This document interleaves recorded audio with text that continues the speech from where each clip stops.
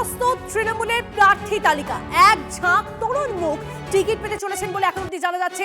টিভি9 বাংলার হাতে সম্ভাব্য প্রার্থী তালিকা। কথা বলবো আমাদের প্রতিনিধি, আমাদের সঙ্গে রয়েছেন সৌরভ ঘোষ। সৌরভ, এটা খুব ইন্টারেস্টিং ফ্যাক্টর, যখন এরকম ভোট থাকে সামনে তার আগে থেকে অনেক রকম জল্পনা চলে যে কারা কারা তালিকা থাকবেন, প্রার্থী তালিকায় থাকবেন, কোথা থেকে তারা দাঁড়াচ্ছেন।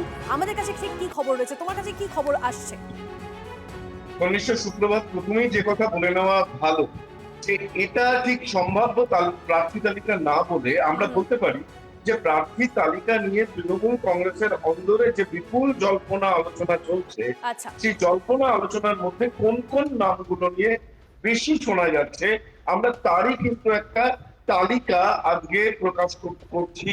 তার কারণ আজকালের ভেতরেই নির্বাচন ঘোষণার পরপরই কিন্তু তৃণমূল কংগ্রেস তাদের প্রার্থী তালিকা প্রকাশ করবে এবং এবারের এই প্রার্থী তালিকা যার খবর খুব কম নেতাদের কাছেই রয়েছে, সেই জায়গা থেকে দাঁড়িয়ে তৃণমূলের কান পাতলে যেমন বেশ কিছু নতুন একঝাঁক নাম শোনা যাচ্ছে।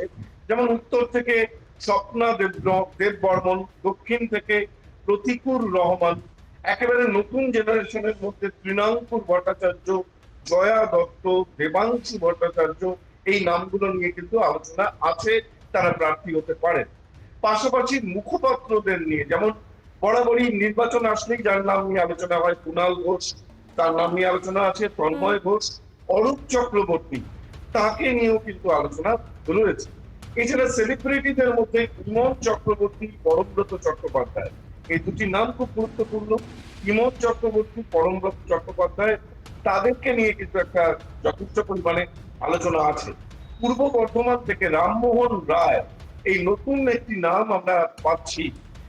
এবং যেটা বলবা, ঋতব্রত বন্দ্যোপাধ্যায় এবং সামিরুল ইসলাম, তারা নাকি এবার বিধানসভায় প্রার্থী হতে পারেন।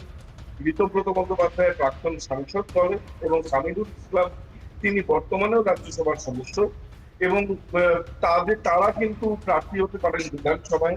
এই সব মিলিয়ে অর্থাৎ এই যে আমরা আজকে ফোকাস করলাম সেই সব নামের দিকে, এবং পাশাপাশি সাংবাদিক দেবদীপ পুরোহিত, এই নামটাও কিন্তু যথেষ্ট ভাবে আলোচিত হচ্ছে।